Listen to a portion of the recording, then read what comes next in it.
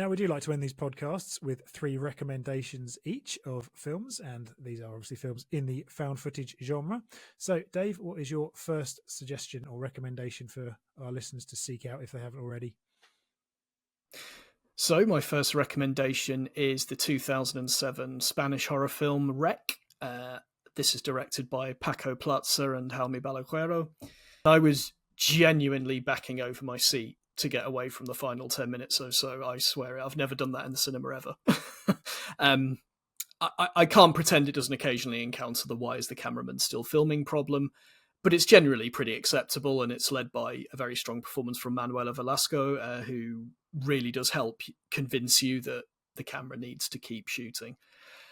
It really builds the tension so brilliantly for any kind of film, never mind found footage. And then the final scenes are close to unbearable. They're that disturbing. Just trust me, turn down the light, watch this late at night, and you'll see what I mean. Aside from that, I think the characters are really well developed. Incidents happen out of nowhere without becoming too much like telegraph jump scares. It's a film that's genuinely scary because you can believe in it. And I think it has a nice commentary about authorities taking away people's rights too, which isn't too heavy-handed, but I think also leads into why the camera keeps filming too. I think this is a really well put together film. I think it's one of the great modern horrors, and it uses found footage in a really exemplary way. Excellent. My first recommendation is The Borderlands, and it tells the story of 2 Vatican-appointed investigators who go to a remote church in Britain to investigate a supposed miracle. Now, the themes of Christianity being built on pagan worship are subtly addressed, and to that end, it ties in quite neatly with The Wicker Man, which I think in an odd way could have perhaps been a found footage film, although I'm pleased that it's not, when you think about the myth and the ethos, but that's beside the point. The Borderlands addresses the issue of exposition with the rule that the 2 investigators have to film everything with GoPro cameras as part of their investigation. Above all else, is really well put together. The climax is a literal descent into hell, being particularly unnerving. It's also a film I personally owe a lot to because I wrote a piece about it when it came out, asking the question of why such a fantastic film that got very good reviews was getting such a limited release, essentially arguing that we've got great filmmaking talent in the UK, but it's not necessarily being nurtured.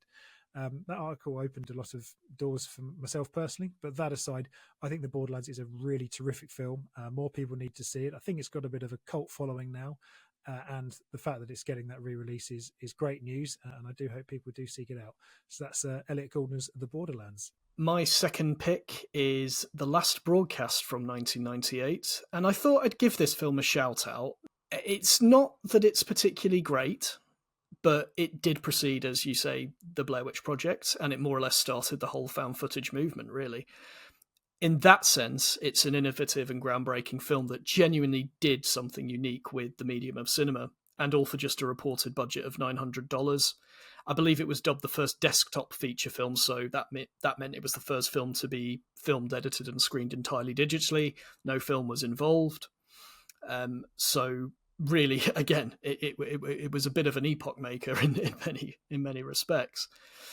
It is a bit slow, and it doesn't quite reach the tension levels of Blair Witch Project, Wreck, and films of that ilk, but it's got intelligence behind it, and it considers why people indulge in myth-making and cryptozoology.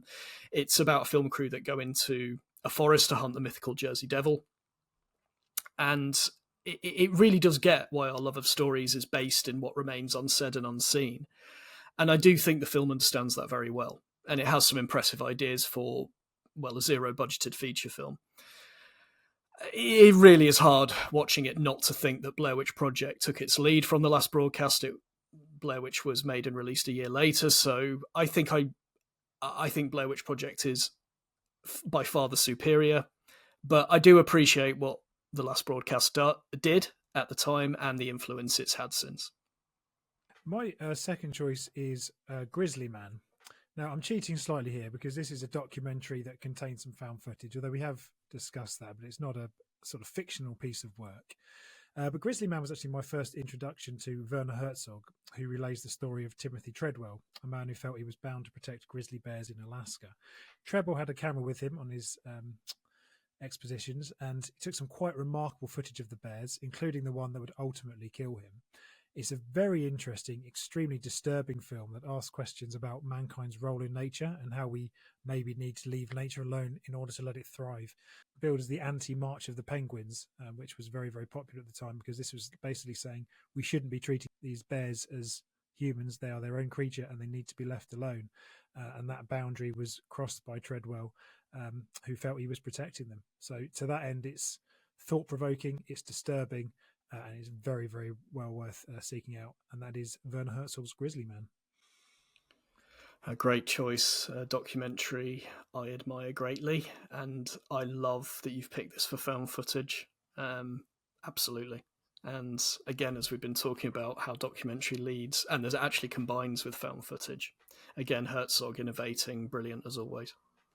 And we never actually see one. There's one, I won't go into it too much for people that haven't seen it, but there's one key piece of footage that we don't see or hear, but we do see Herzog reacting to it, which is kind of the most, in many ways, the most important thing, and also a piece of footage that I wouldn't want to hear or see as well.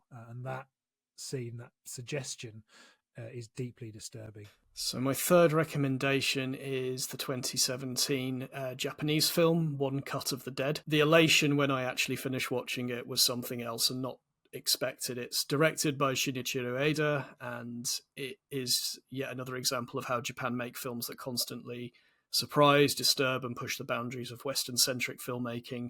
And it's about a hack director and a film crew are shooting this low-budget B-movie, zombie movie in an abandoned World War II Japanese facility. To say more would spoil the surprises, which the film does admittedly rely heavily on, but it's an absolute blast. I love it just for taking zombie horror and found footage and invigorating such an overexploited subgenre of horror. It's just a really smart, enjoyable, entertaining and anarchic piece of filmmaking, and something I would describe as great midnight movie fodder. So my third pick, One Cut of the Dead. Do you know, I absolutely love that film. Yeah. It was one of my films of the year, and I never would have thought of it as found footage. Oh, there you go. Really interesting 3-act structure. It's funny, very, very clever. The use of long takes, but yeah, what a great film One Cut of the Dead is. My final recommendation is Host. Now, during the pandemic, filmmakers were limited, and we Outward made a short film about YouTubers, as we've mentioned, called Chloe Daly. And it turns out that Rob Savage was doing something very similar with this film, which was set over a Zoom call in which the main characters conduct a seance. Now, what I first liked about this was that there was a joke about Zoom during the pandemic being a bit like a seance, because when you're trying to log in, you have phrases like, "Can you hear me? Is anybody there?" And this tapped neatly into that idea whilst making some good jokes about the pandemic itself. Is that live found footage? Why did one person drop off suddenly? Bad internet connection or supernatural forces? It treads the line really well. It's a great example of economic filmmaking and creativity. I think it was made for 100,000 and took 500,000. It's a concept that knows what it's doing, where it's going. It doesn't try to be too clever for its own good. Funny and scary with a simple yet original idea, and that's Rob Savage's Host.